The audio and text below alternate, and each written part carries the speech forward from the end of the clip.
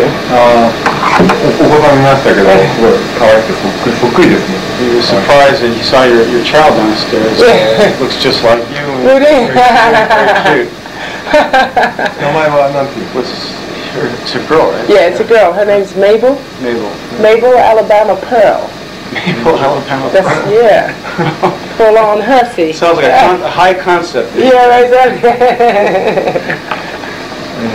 You wanted to mention to you was that he saw your father perform in 1990 in New York, winter of 1990. And at the time, all he knew was that he was going to see Neneh Cherry's father. He didn't even know who his father was or what he did. But he was quite knocked up at the performance. He was, you know, an amazing person. And since he died, I mean, one of the things that's been very nurturing in a way, or healing, has been the amounts of people that have had, you know, seen him or had dealings with him, sometimes for very short periods of time, but that felt very affected by who he was. And it's been, you know, wonderful to have those sort of encounters since his passing. Mark, album, the latest one, Man, is not the kind of album like the ones before it, which sort of grab you by the lapel and shake you. It's more of when you enjoy it more upon repeated listening. And maybe that's his first impression of the album. I think that it's definitely a record that you almost need to give it time to grow. But to me, it's more of a journey, a varied, more. It has more of a range in a way. So for me, I mean, I feel that it's the most diverse and the most sort of complete work that I've done to date, or whatever, you know, so far. The sort of thing that just grabs you straight away, you know. But I think, yeah. There's something to be said for this sort of thing where you can, where things, doing something that isn't just like an immediate thing, but where you can actually have a relationship with a record or whatever. And I think that in this particular time when we made it, it was definitely something where, even though it was very much a reflection of what was happening in the time that the record was made, it was made with a sort of long-term sort of idea, implying it wasn't just about the you know, immediate one-off, you know, there we go. I think that I sort of worked over a body of time, and we picked out the songs that had that sort of quality. There were lots of other bits of material lying around, you know, that didn't kind of make it on the album because of that. I see. You know, so we sort of went into a work period, myself and the people that I work with, and just sort of tried to be as prolific as we could be, you know, and just get it all out. And then the songs that were, you know, obviously kind of connected with each other, and the songs that had more of a sort of long-term range within the ones that we sort of put together the album with.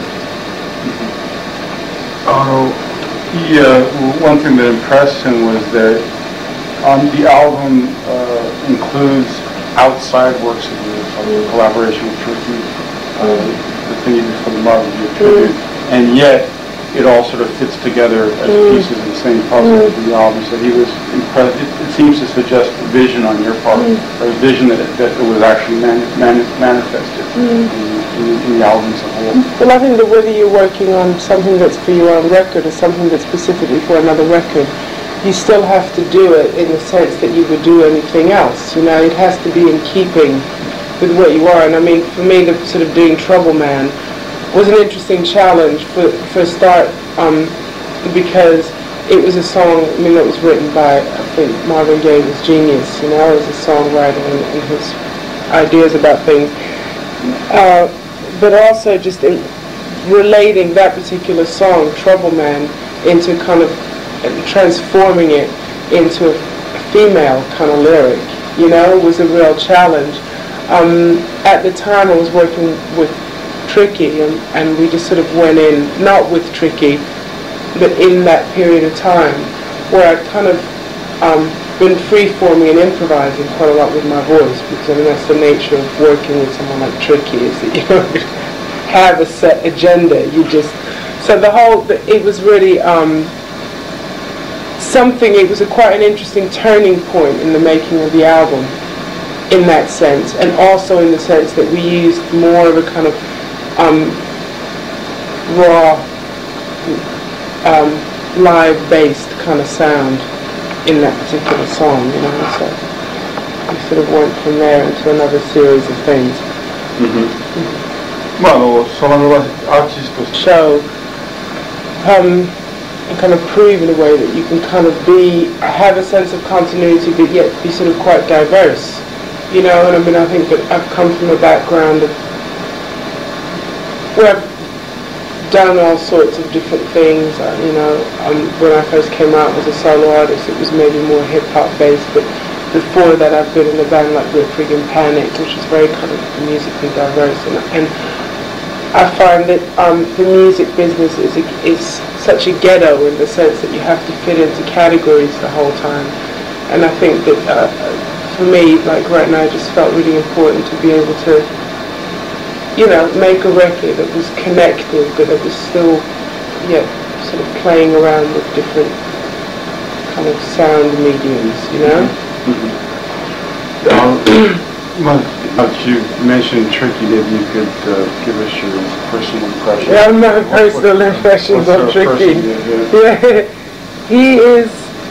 I think the thing that I, you know, admire the most about Tricky is the fact that he, you know, he doesn't waste any time. You know, he has this kind of, I mean, sometimes he's a bit intense to be around because of like this sense of urgency that he has, where it's like he'll say, well, I want to do this, and you'll think, yeah, great, and he'll go, well, come on, then let's do it now, you know. And so he's quite hard work in that sense, because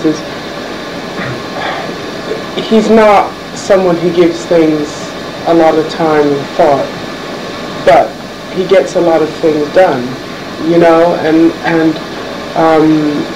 because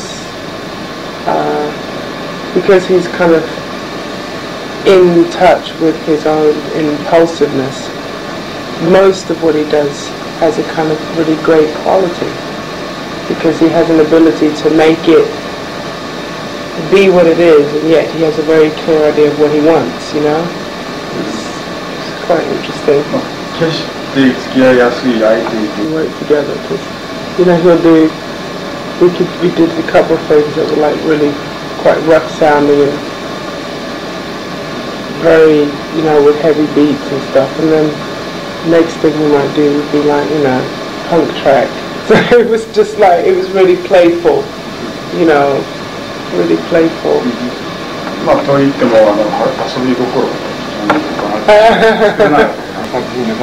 Rather interesting discovery. The name Mark Saunders pops up on a lot of Tricky stuff.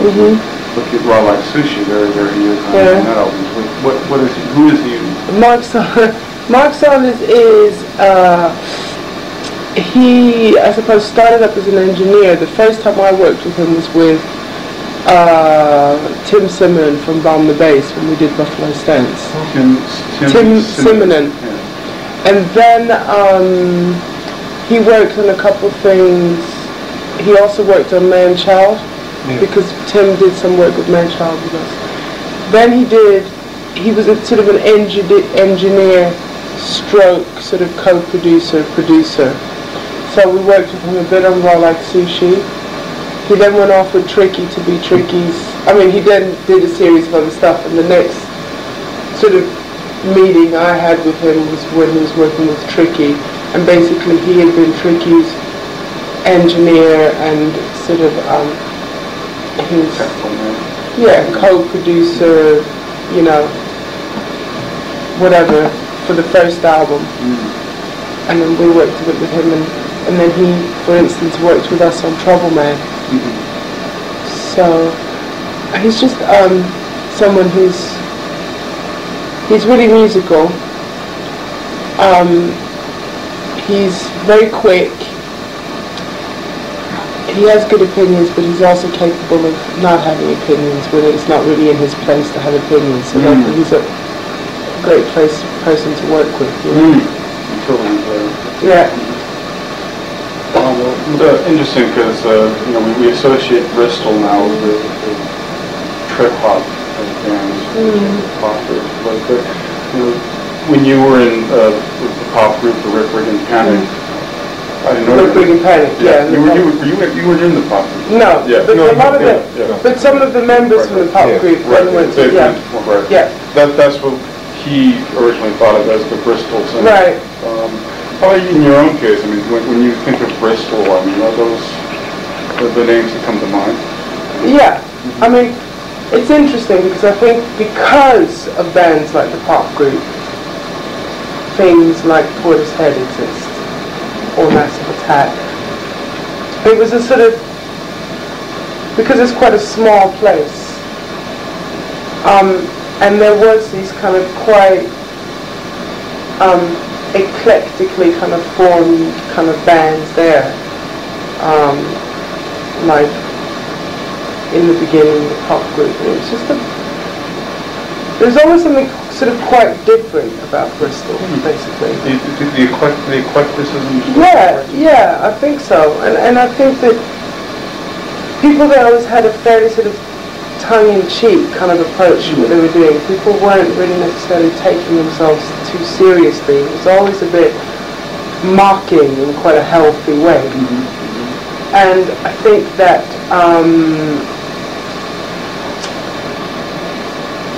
like when Rick Rig and Panic was going, Massive Attack were then known as the Wild Bunch.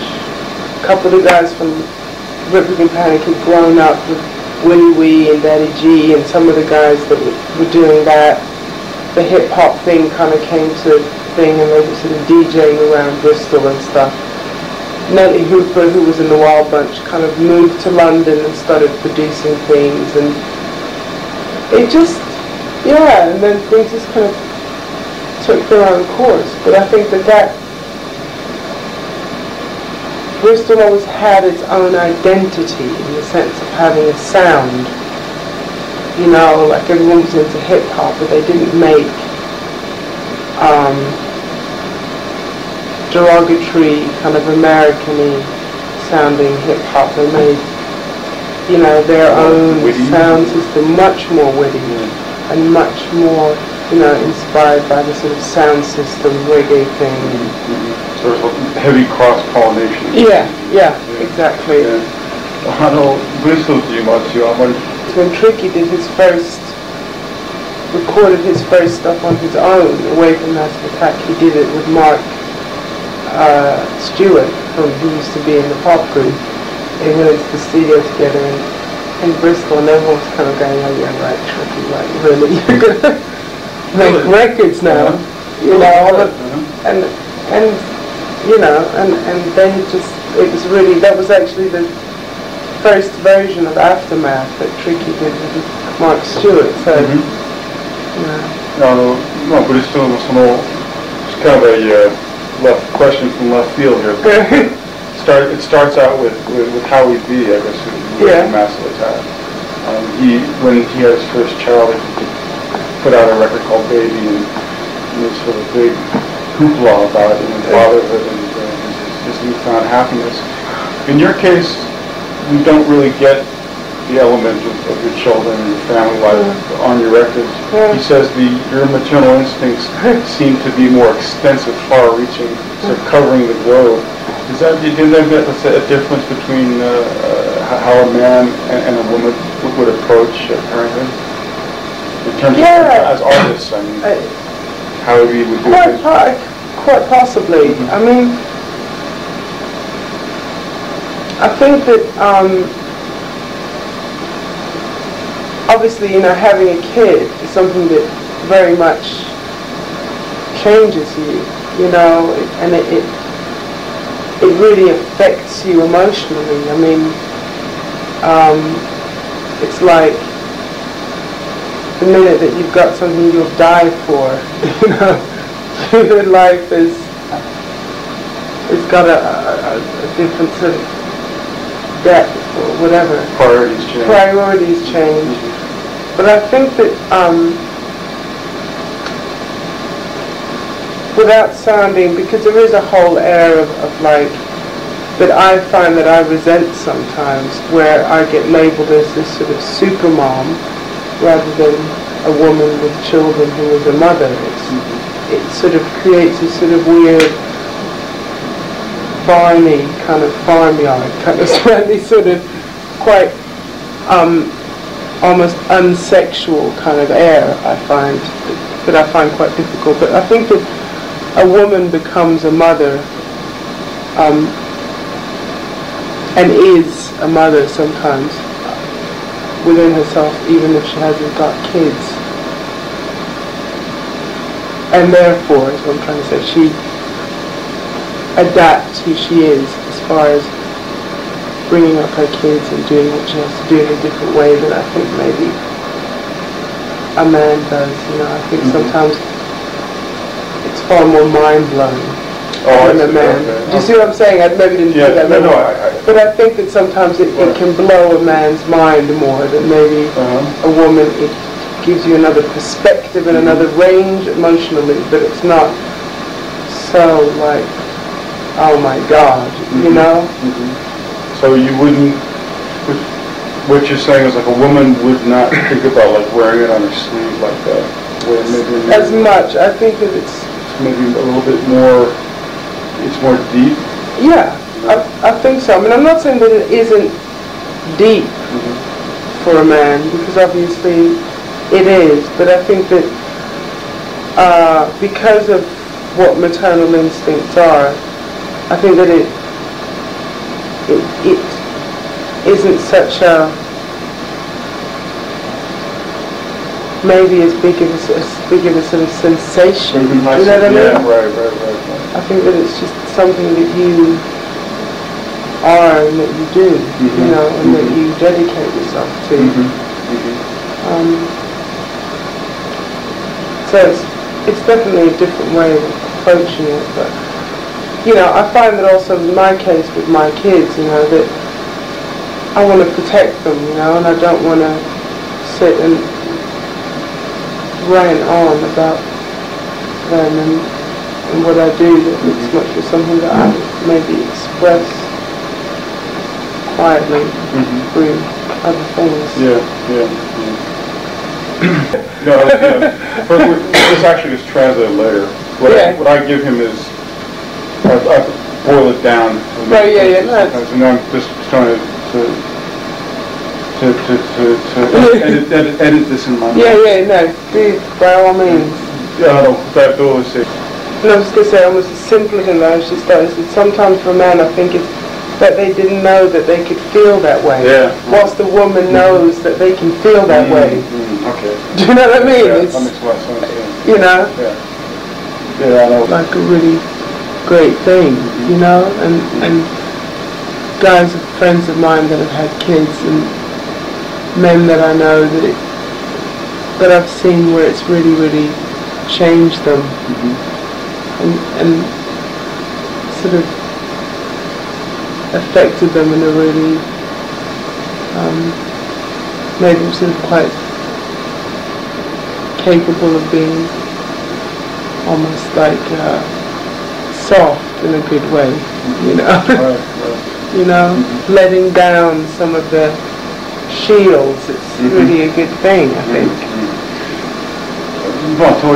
When you're a woman, when you have a kid, I know when I had my first kid, it made me a lot stronger, and it was like I couldn't afford to sort of let it soften me in any way, because I mean soft and being soft, all these things, whether that is the right way, but it was almost like people expected me to just go away and be a mother, and I think that's the case a lot of the time with women that have kids that also want to work and have careers. So people you sort of label with the fact, oh well, you're just going to like disappear now. And so for me, that sort of notion filled me with like a real sort of like resilience, you know, and I felt incredibly determined to be able to do the things that I wanted to do and have kids. Kind of an interesting question here because a lot of fans of your music, and himself included, a lot of them are not interested in having children at all. Right. For reasons such as that he wants to maintain his own world, his own status quo. The other one being is that there's maybe has a very cynical, jaundiced view of the world. There's famine and there's war and there's conflict of this kind. We don't want to bring children into this kind of world. What do you think of people like that, sort of the non-children people among you? Well, I think there's probably enough people in the world having kids to make up for the people that don't want to have kids. That's right. Yeah, I also think that it's I mean, for me personally, obviously it's something that I wanted to do, but I've always kind of made a point out of saying that it isn't necessarily going to, solve your problems, it's not something that you do to,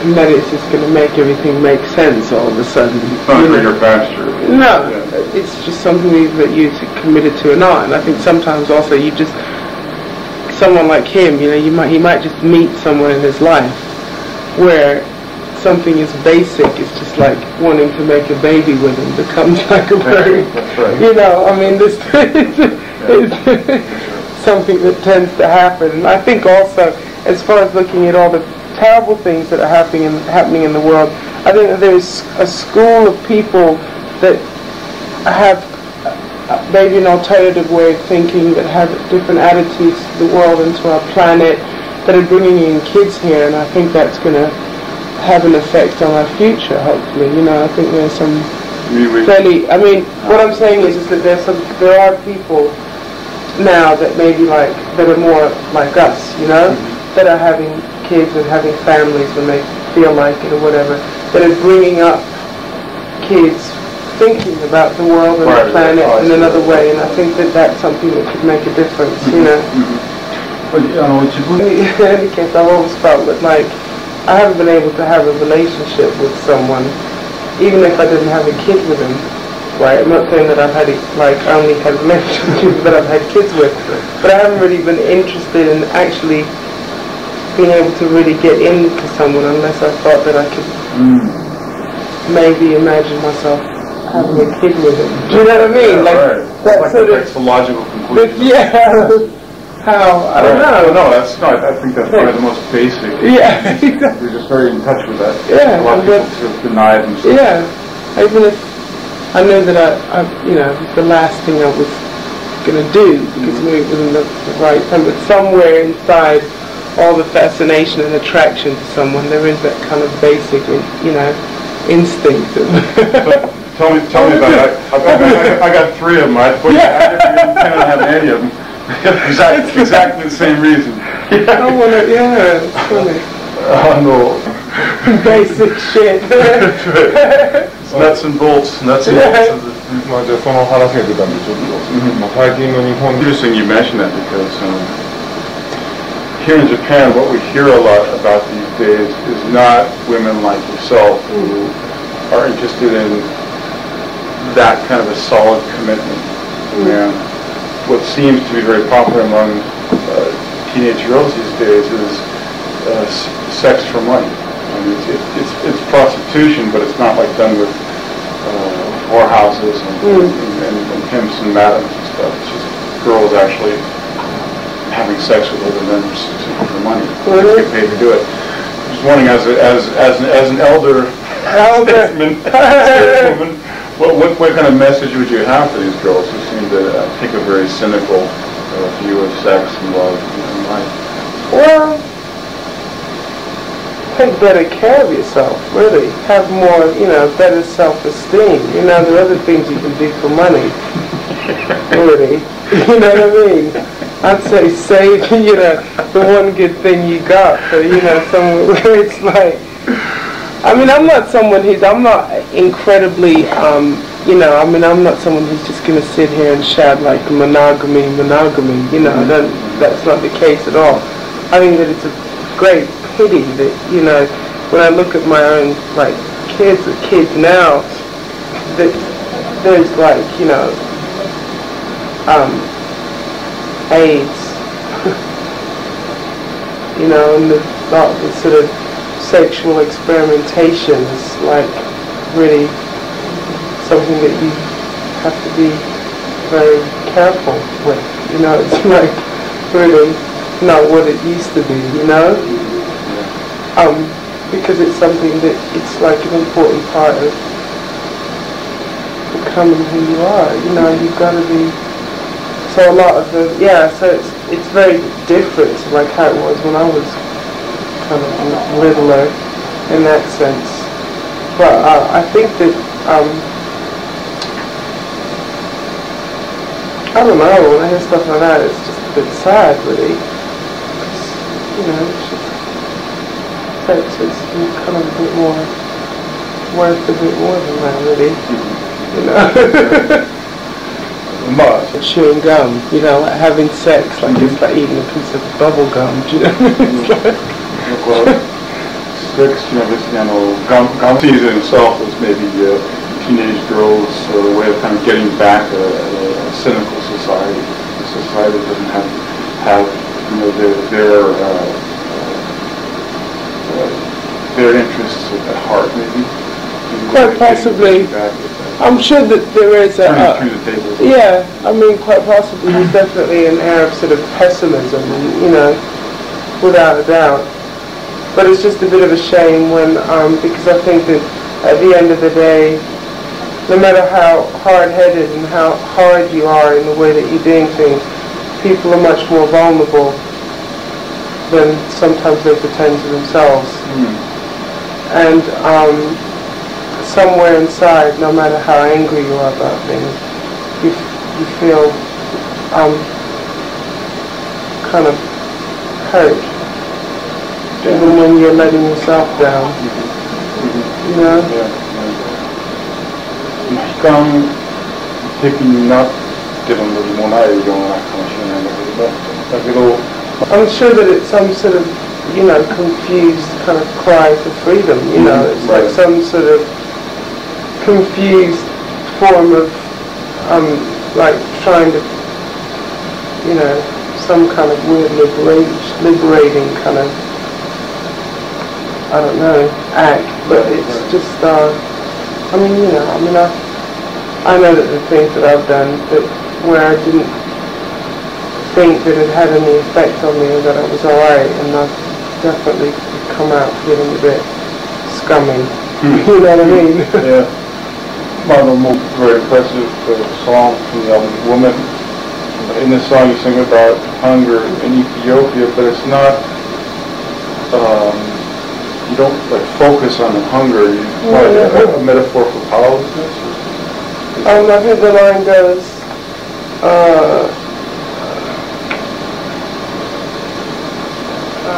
Jesus, I get so stupid, and I'm trying to think back at lyrics, my brain just goes dead. But yeah, it is a metaphor referring to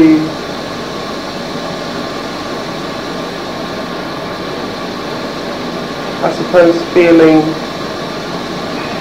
helpless, but also like it's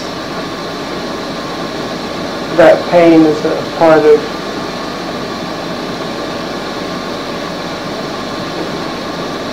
trying to think of the line. Jesus.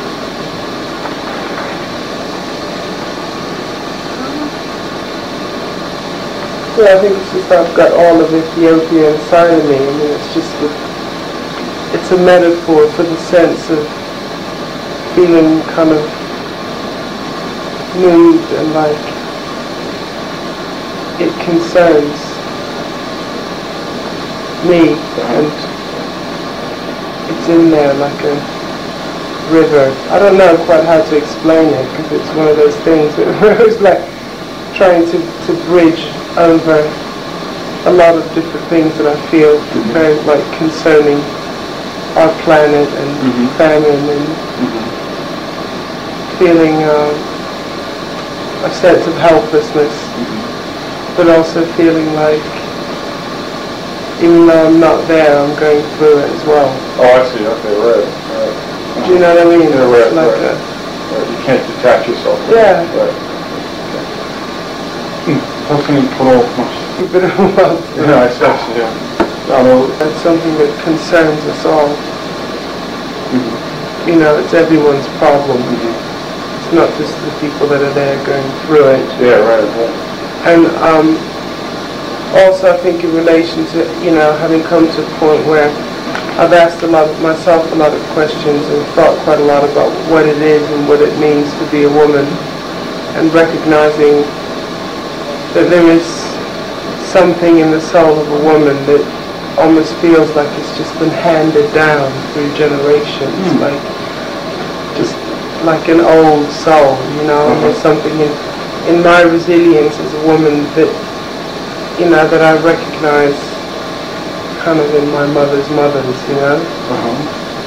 But you said that's like, but what is handed down is a concern for others. Yeah, and it's not just that it's a concern for others. It's a way of dealing with things. It's a way of relating to things. A way of coping with things. A way of, you know, women sometimes being with each other. I think that women have an exchange that unfortunately a lot of men maybe don't have with each other. You know, we've got an ability to cry, we've got an ability to share a kind of closeness that I think men, it's not that they can't, but I don't think that they've been allowed maybe to have that as much in our societies. And sometimes there are things that I feel that women can kind of give to each other that we pass on almost in an unspoken kind of way, and I think that women have, you know, silently put up with a lot of things. We've silently been there giving strength to men, you know, in a way, and now we've sort of reached a point where it's up to us to really achieve and do the things that we want to do, you know, because it's not necessarily the man's fault, you know, all the time, you know. I think also that we have, because we have this ability to uphold ourselves, but to be strong silently, also, you know, not fought enough to move, you know, I mean, there are obviously things in society that is unfair and unjust, and an official treatment that women get that's wrong. You know, a woman can do the same job as a man and get paid half the money, you know, it's the same on that level. But I think that only, you know, it's up to us to kind of make the changes, you know. Address the equality issue. Yeah.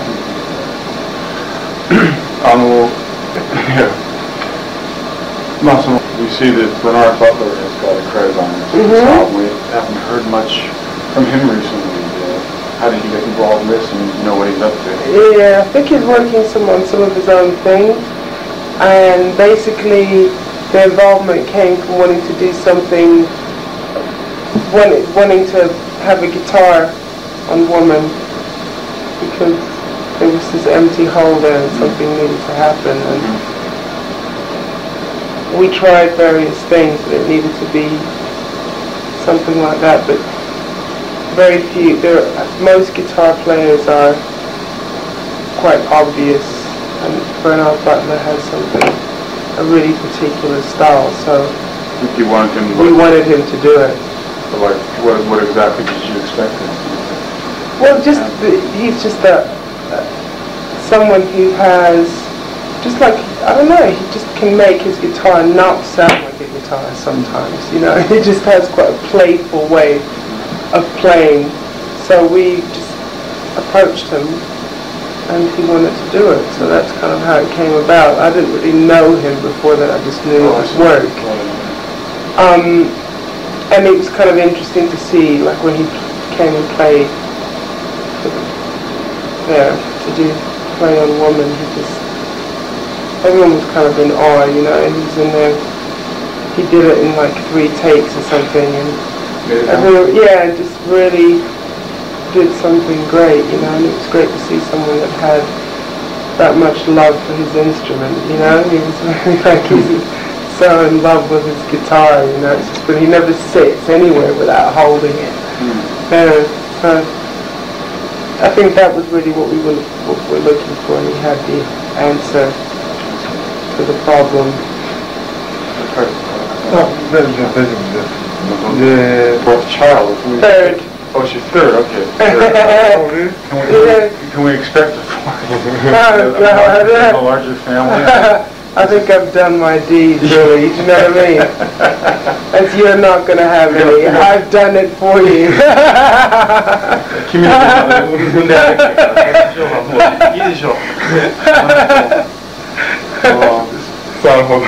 All right.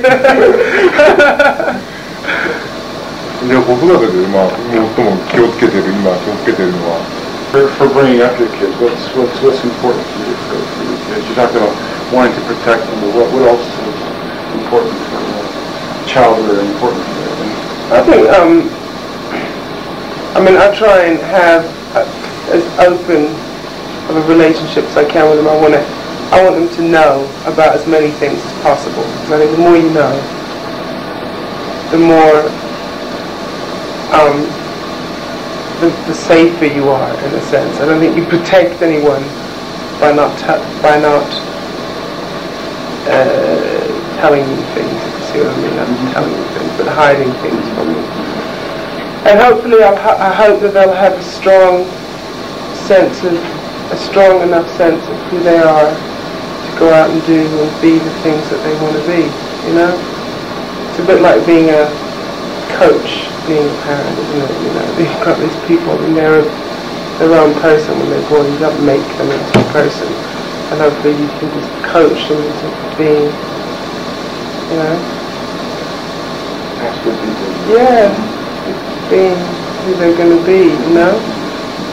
But it's quite weird. I mean, I've got a kid that's like quite teenagey now, and I can see her. I mean, I can't be there every minute of the day. I can't stop her from going through things that she has to go through.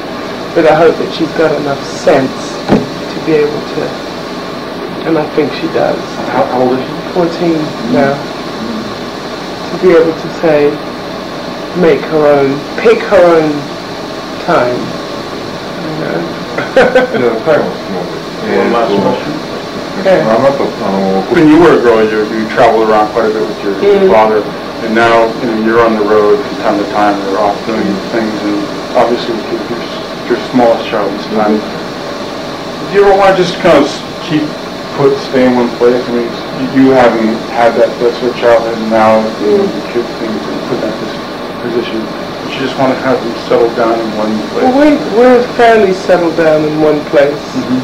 You know, more or less. And after, it's usually quite great being out on the move for a little bit, but you need to go back after a while. You know, definitely. So, but I also think that for the periods of time that I have to move around, it works, and the kids come and they see me. They don't always they're not always with for the whole journey, but having grown up in the way that I did, I know that it's possible, basically. Okay. Yeah, great, no problem. No problem. So your kids live here? Yeah. Yeah. All settled here.